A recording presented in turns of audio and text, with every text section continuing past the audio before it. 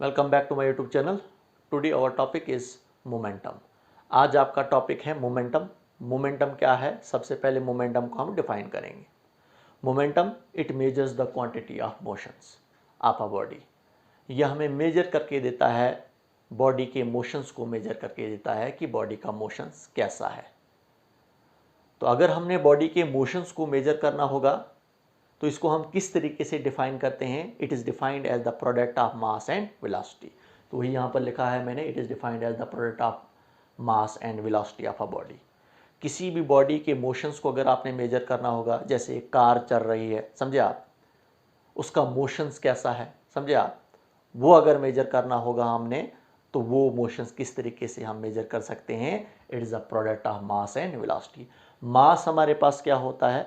Mass it is the that is the mass of body, जिसका आपने motions measure करना है। m is the mass of body and v is the velocity of body. समझे आप, v क्या हमारे पास है? बॉडी की वेलोसिटी।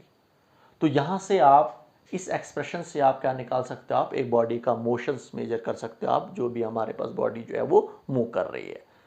तो यहाँ पर आपको ये माइंड में रखना है कि हम उसी बॉडी का मोशंस मेजर कर सकते हैं जिस बॉडी की वेलोसिटी होगी। इसका मतलब जो बॉडी मूव कर रही होगी, समझे आप, जो बॉडी मूव कर रही होगी, जिसकी कोई वेलोसिटी होगी, उसी का मोमेंटम हम मेजर कर सकते हैं, उसका हम मोशन जो है वो मेजर कर सकते हैं। ये जो मोमेंटम होता है हमारे पास, this is a vector quantity. ये एक वेक्टर क्वांटिटी होती है। Vector quantity means it has both magnitude as well as directions. इसका मैग्नीट्यूड भी है, वैल्यू भी है और इसकी कोई डायरेक्शंस भी है। तो देखिए हमारे पास मोमेंटम की जो डायरेक्शन होती है, it is along the velocity. जहाँ की तरफ हमारे पास वेलोसिटी की डायरेक्शन होती है, वहीं की तरफ हमारे पास मोमेंटम की डायरेक्शंस भी होती है। तो इसीलिए हम इसको क्या बोलते हैं? ये एक हमारे पास क्या है? वेक्टर क्वांटिटी है, मैग्नीट्यूड भी है। मैग्नीट्यूड्स का मतलब होता है वैल्यू भी है और इसकी कोई डायरेक्शंस भी है। अब अगर इस मोमेंटम को अगर आपने मेजर करना होगा, इसका ऐसा यूनिट क्या है, इसको आप किस में मेजर करोगे आप? तो ये पता ही है आपको, मास का यूनिट क्या होता है? किलोग्राम होता है, दैट इज केजी। और वेलोसिटी का क्या होता है? मीटर पर सेकेंड। तो किलोग्राम मीटर पर सेकेंड हमारे पास क्या आ जाएगा? इसका ऐसा यूनिट आ जाएगा। यहीं से अगर इसका डायमेंशनल फार्मूला निकालना चाहोगे आप, तो डायमेंशनल फार्मूला भी आप इसका निकाल सकते हो। आप देखिए ऐसा यूनिट से ही निकालेंगे हम। किलोग्राम किसका यूनिट है? मास का यूनिट है। तो मास का डायमेंशनल फार्मूला क्या होता है? m। और इसके बाद मीटर पर सेकेंड, मीटर हमारे पास क्या है? लेंथ का यूनिट है, तो लेंथ की डायमेंशंस l होगी। और टाइम किसका यूनिट, सेकेंड किसका यूनिट है? टाइम का है। तो टाइम का डायमेंशनल फार्मूला हो गया t, और इसके ऊपर -1 है, ये -1 ले लिया, और ये आ गया डायमेंशनल फार्मूला किसका हमारे पास? mlt रेज्ड पावर -1 हमारे पास डायमेंशनल फार्मूला आ रहा है, दैट इज मोमेंटम का। तो ये हमारे पास डायमेंशनल फार्मूला हमारे पास किसका आ रहा है? मोमेंटम का। अब देखिए हमारे पास यहाँ पर आपको थोड़ा सा अच्छे तरीके से समझना है कि मोमेंटम हमें क्या कहता है। यही मोमेंटम आपको नज़र आ रहा है, that is directly proportional to, पहला हम ले लेंगे ये मोमेंटम जो हमारे पास जो है, ये डायरेक्टली प्रोपोर्शनल टू मास है। यहाँ पर देख रहे हो आप, ये आपके पास डायरेक्टली प्रोपोर्शनल टू मास है। इसका मतलब मोमेंटम, जिस बॉडी का मास ज़्यादा होगा उस बॉडी का मोमेंटम भी ज़्यादा ही होगा। तो देखिए अगर हम ग्राफ बनाएंगे किसके बीच में, अगर हम ग्राफ बनाएंगे मास और मोमेंटम के बीच में, तो ये एक स्ट्रेट लाइन को शो करेगा। स्ट्रेट लाइन मीन्स कि अगर हमारे पास एक बॉडी का मास बढ़ेगा तो मोमेंटम भी बढ़ जाएगा। लेकिन यहाँ पर आपके पास वेलोसिटी क्या होनी चाहिए? Velocity is constant. वेलोसिटी को हम कांस्टेंट रखेंगे। अगर वेलोसिटी को कांस्टेंट रखोगे आप, तो उस टाइम अगर आप मास को बढ़ाओगे आप, तो मोमेंटम भी बढ़ जाएगा। समझे आप? तो वेलोसिटी हमारा कांस्टेंट है, वेलोसिटी को फिक्स करके रखो आप, कांस्टेंट रखो आप। उसके बाद अगर आप बॉडी का मास बढ़ाओगे आप, तो हमारा मोमेंटम भी बढ़ जाएगा, तभी जाकर ये स्ट्रेट लाइन को शो कर रहा है। क्लियर है आपको? इसी के बाद हमारे पास जो है दूसरा, हमारे पास यही मोमेंटम जो है वो डायरेक्टली प्रोपोर्शनल टू वेलोसिटी होता है। ये मोमेंटम हमारे पास डायरेक्ट प्रोपोर्शनल टू वेलोसिटी होता है। अगर आप मोमेंटम और वेलोसिटी के बीच में ग्राफ बनाओगे आप, तो यहाँ पर भी एक ग्राफ जो है वो एक स्ट्रेट लाइन को शो करेगा। इसका मतलब अगर हमारे पास वेलोसिटी बढ़ेगी तो मोमेंटम भी बढ़ जाएगा।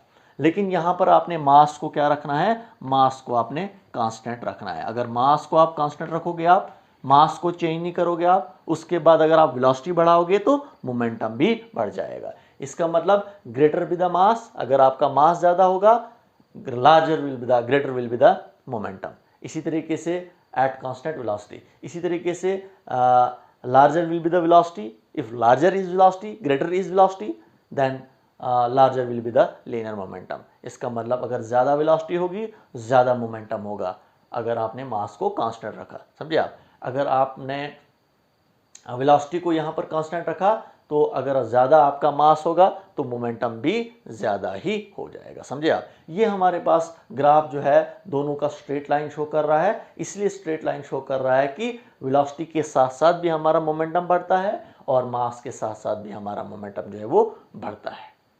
लेकिन यहाँ पर एक क्वेश्चन अगर अराइज होगा, अगर आपको पूछा जाएगा, अगर हमारे पास एक कार है, एक कार ले रहा हूँ मैं जिसकी वेलोसिटी v है, v1 है, दूसरा मैं कौन सा ले रहा हूँ मैं, दूसरा में एक स्कूटर ले रहा हूँ मैं, स्कूटर, इसकी वेलोसिटी क्या है, v2 है।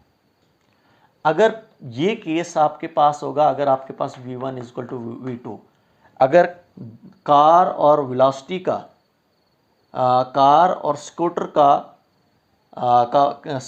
और स्कूटर की वेलोसिटी अगर एक जैसी होगी, सेम होगी, कांस्टेंट होगी, तो किसका मोमेंटम ज़्यादा होगा। तो देखिए यहाँ पर आपने ख्याल रखना है, अगर वेलोसिटी कांस्टेंट है, मैंने यहाँ पर लिखा है अगर वेलोसिटी कांस्टेंट है तो मोमेंटम डिपेंड करता है किस पर, मोमेंटम डिपेंड करता है मास पर।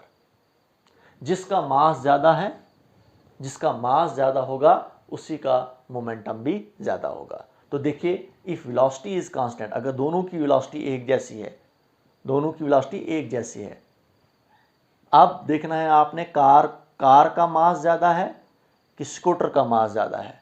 मास ऑफ कार का मास जो है वो ज़्यादा है मास ऑफ स्कूटर।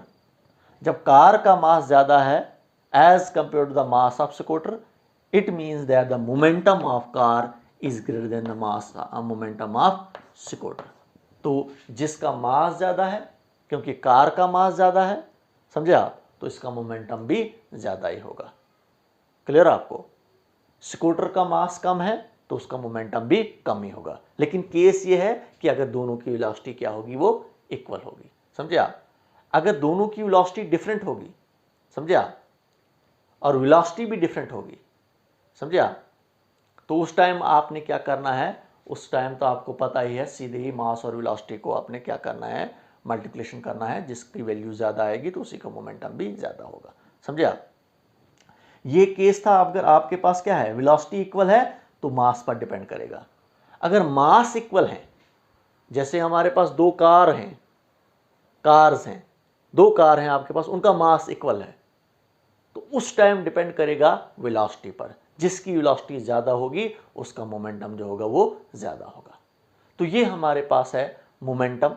मोमेंटम क्या है, ये मोशंस को मेजर करके देता है, बॉडी का मोशंस कितना है, और this momentum is equal to the product of mass and velocity. ये प्रोडक्ट होता है किसका, मास और वेलोसिटी का, एक वेक्टर क्वांटिटी है। समझ में आ रहा आपको। तो ये आपके पास था मोमेंटम। व्हाट इज मोमेंटम, इसी को लीनियर मोमेंटम भी कहते हैं हम। लीनियर मोमेंटम का means a body moves along a straight line, एक स्ट्रेट लाइन पर मूव करती है एक बॉडी, तो वहाँ पर हमारे पास जो मोशन एसोसिएट होता है एक बॉडी के साथ, जब हम उसको मेजर करते हैं उसी को लीनियर मोमेंटम हम बोलते हैं।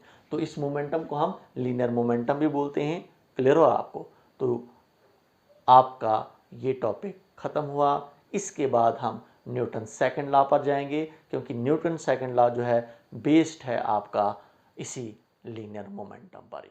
Okay, good bye.